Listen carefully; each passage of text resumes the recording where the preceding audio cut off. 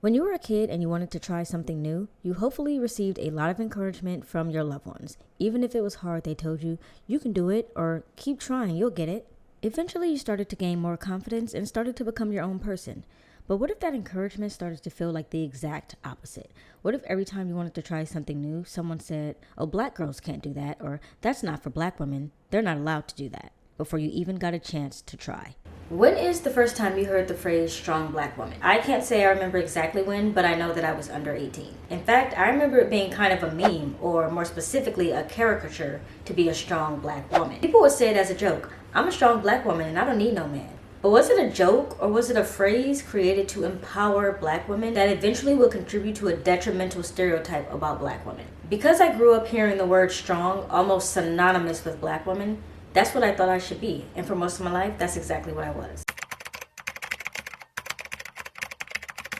To discuss this stereotype and narrative, we, like with many things, need to discuss slavery. If you're one of those people who doesn't think that black people and their history in America is tied to everything, I just have one question. How does it feel to be wrong? No, but seriously, it literally is tied to everything. Historically, black women have been strong out of necessity. When their families were ripped apart and their children sold into slavery, they were meant to remain strong and resilient and overcome. And during the Jim Crow era, when they sent their children to school knowing the racism that they would face, they were expected to remain strong. And when a biased prison system imprisoned the men in their lives, they were again told to remain strong. They were told that they could be single mothers, that they could hold the house down on their own. And now, when they face racism, colorism, and the weight of police brutality, they're told to remain strong. I won't be digging further into those topics because honestly, they all could have their very own deep dive videos, but you get the point. Being a strong black woman is something that is expected of you. It isn't an option. And I cannot think of another race of people where being strong and overcoming is ingrained in them from childhood on a systemic level. If you think I'm wrong, please let me know in the comments if you've ever heard the phrase strong,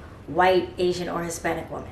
I personally haven't ever heard that phrase. In fact, when I hear people talk about femininity and softness, they often describe a white or Asian woman. Black women are not only expected to struggle to get it out the mud, they're expected to do it without ever complaining about it or without ever having a bad day, when everybody has bad days. On the surface, softness may look like cute pastels, frilly dresses, and bows.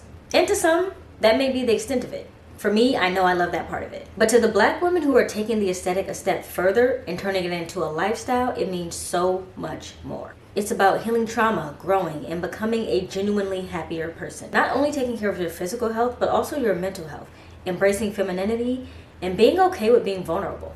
I've discussed how black women like me are expected to be in the strong box. That automatically removes us from the soft and vulnerable category, whether we like it or not.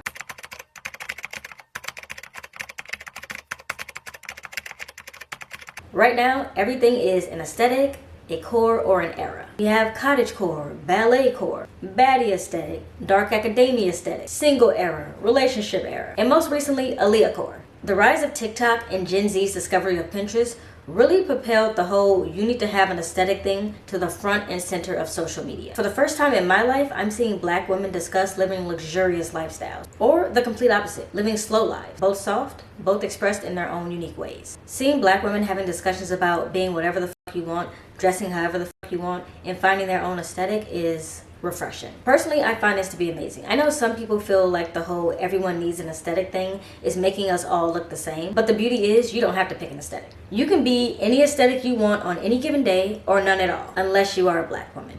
Because if you are a black woman, you get to be one thing and one thing only. As I sit here recording this video in this $300 selfie dress that I would have never worn a few years ago, this is taking a step towards the vulnerability of not dressing the way people expect me to dress. I deserve soft, lilac colored dresses if that's what I want to wear. But when I did, I received so much hate from this very platform. In September of last year, I posted this 30-second video.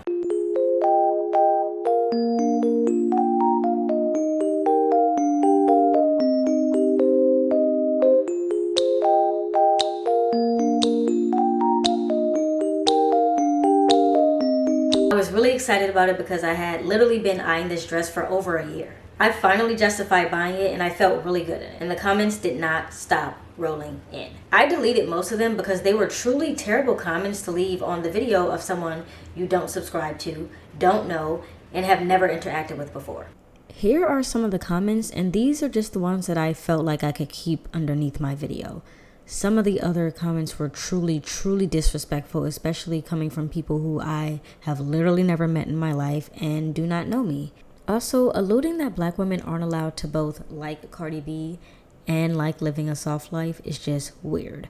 We are allowed to like more than one thing, and if I want to listen to WAP today and go run in a field of flowers tomorrow, that is my prerogative. It became very apparent to me that the only reason these people were leaving comments under my videos was literally to spread hate. I didn't look like what they wanted me to look like, and they were pissed about it. Black women are both accosted for being strong and belittled for trying to be anything else. There really is no winning. Seeing people say things like, it's too late, or other races of women have been doing it, felt extremely, extremely dismissive to my experience as a black woman, because society never gave me the opportunity to decide if that's something I wanted.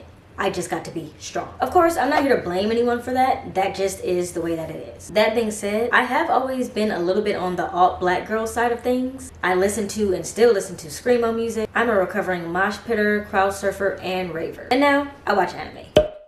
Pastel colors and bows have always excited me. In fact, there was a time in my life where I dressed more like this on a regular day, before I had social media. Somewhere along the line, I started feeling like that wasn't for me. I believe I was introduced to the strong black woman narrative fairly early in life, and I internalized it, believing that being vulnerable is bad, crying is bad, being anything other than strong is bad. And to be completely honest, I hate that for me and so many other black women, because I know that's just how we were taught to deal with the world. The world is a cruel place for black people, black women, black men, and we are taught from children how to deal with that, how to have tough skin, because we'll need it in this society. But I'm here to let you know, we can be soft, we can be hard, we can be whatever the hell we want to be, when we want to be it, and I am doing that with intention this year and beyond. Let me know in the comments what you think about the soft black girl aesthetic, the strong black woman narrative, or any of the other topics I mentioned in this video. I would love to hear your thoughts, but please keep them respectful. Thanks for watching, and I'll see you next time. Subscribe. TikTok and Gen Z's discover. Okay. To discuss the hair rolling in. Zoom in a little bit on that part. The world.